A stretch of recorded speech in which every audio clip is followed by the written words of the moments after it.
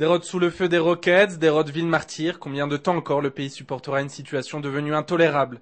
Lundi, pas moins de 21 missiles étaient tirés depuis la bande de Gaza, blessant grièvement une femme et faisant plusieurs dizaines de blessés.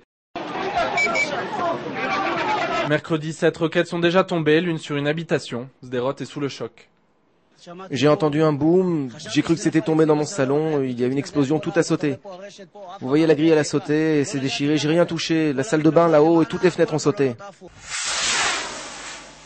Malgré la trêve en novembre dernier, les tirs de roquettes n'ont jamais véritablement cessé. L'intensité des attaques varie au gré de la situation à Gaza.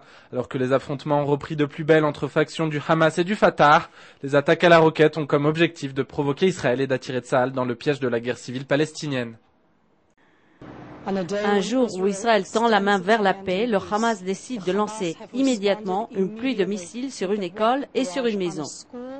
Combien de temps est-ce que Sderot devra supporter ces attaques? Les attaques d'un gouvernement dirigé par le Hamas. Israël est clair sur ce point. Nous n'allons pas maintenir une politique de retenue éternellement. Nous riposterons.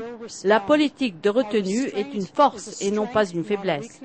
Nous nous réservons le droit de décider du moment de riposter à ces attaques. Pour l'instant, l'armée a décidé de conserver la politique de retenue observée depuis la trêve. Mercredi, un raid aérien a toutefois été mené par les hélicoptères de l'armée visant les terrains d'où sont tirées les roquettes. Un raid a également visé la ville de Rafia, à la frontière égyptienne, d'où arrivent les munitions à destination des tireurs de Qassam. Dernier bilan, 4 morts.